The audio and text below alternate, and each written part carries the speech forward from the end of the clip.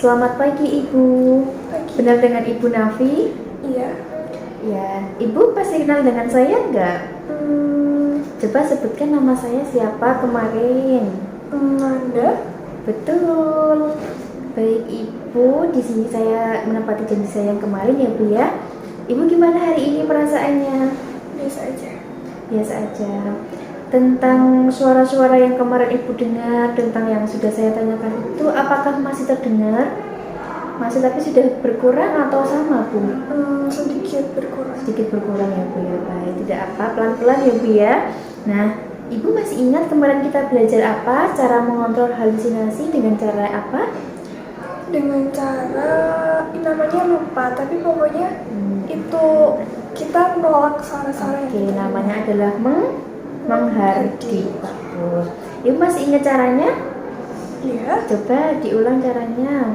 Jadi kalau saya mendengar suara-suara yang tidak diinginkan itu, saya menolak suara itu. Misal kayak contohnya, pergi kamu bukan suara asli kayak gitu. Nah, bagus Ibu, betul sekali. Nah Ibu, hari ini kita akan melanjutkan cara yang kedua ya Bu ya, yaitu adalah bercakap-cakap dengan orang lain. Apakah Ibu bersedia?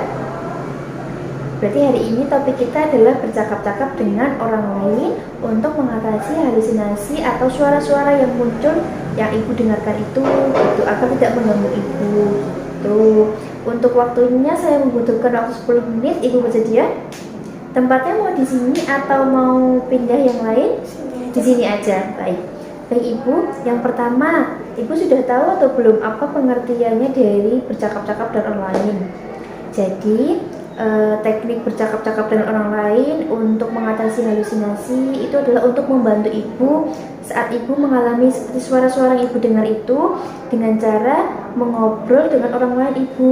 Tujuannya agar Ibu bisa membedakan mana kenyataan yang sedang Ibu alami dan mana suara-suara yang mungkin Ibu dengar dan tapi tidak tahu sumber dari mana gitu Bu, dan Ibu bisa lebih konsentrasi lagi pada kegiatan yang Ibu lakukan gitu Bu. Nanti suara-suara itu akan menghilang dengan sendirinya ketika Ibu sudah fokus dengan apa yang Ibu lakukan pada kenyataan itu gitu. Nah, untuk apa yang harus disiapkan adalah yang pasti adalah waktu Ibu, waktu untuk yang kita lakukan sekarang ini, dan yang kedua komitmen Ibu, kayak Ibu mau untuk belajar tentang hal ini. Lalu adalah yang pasti adalah lawan bicara atau orang lain yang akan kita ajak bicara, seperti itu Ibu. Untuk caranya adalah yang pertama, ketika Ibu nanti mendengar suara-suara yang mengganggu Ibu, suara-suara yang entah dari mana sumbernya, Ibu langsung mencari orang lain untuk diajak ngobrol. Mungkin Ibu bisa mengatakan, misalnya Ibu cari orang lain dan bertemu dengan seorang ibu-ibu atau seorang bapak atau seorang anak muda sesuai dengan usianya gitu ya Bu ya. Ibu bisa katakan, mari mengobrol dengan saya gitu. Nanti untuk topiknya atau Ibu mau bahas apa itu Ibu bebas aja Bu. Misalnya Ibu mau kenalan dulu boleh, Ibu mau membahas tentang kesehariannya atau membahas tentang hal lain itu juga boleh gitu Bu. Apakah Ibu sudah mengerti? Coba Ibu praktekkan. Jadi kalau misal saya lagi mendengar suara-suara itu, saya langsung mencari lawan bicara untuk diajak ngobrol. Kemudian mulai mengobrol, bisa berkenalan terlebih dahulu, kemudian bercerita apa yang ingin saya ketahui atau saya ceritakan. Baik, betul Ibu sudah betul sekali. Gimana perasaan Ibu setelah mengetahui cara yang kedua ini Bu? Berarti ada dua cara ya Bu ya untuk bisa mengontrol suara-suara yang Ibu dengar itu gitu. Ibu gimana rasanya?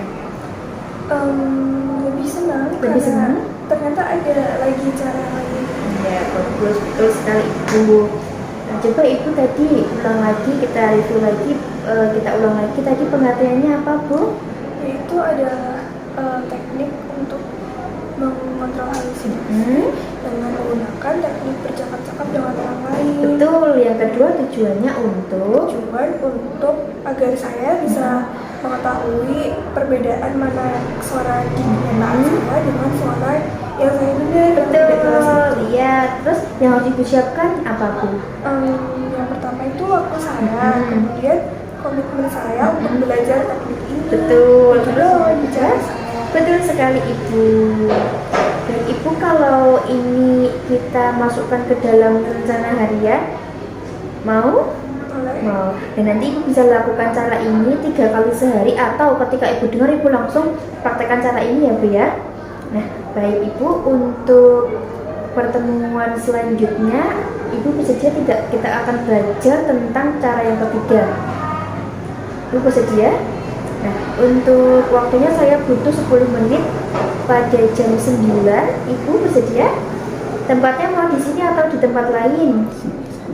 Baik. Nah, untuk cara yang ketiga itu adalah dengan aktivitas sehari-hari seperti itu ya Bu. Nanti akan kita bahas pada pertemuan yang besok gitu. Baik, terima kasih atas waktunya ya Bu ya. Saya pamit dulu. Terima kasih.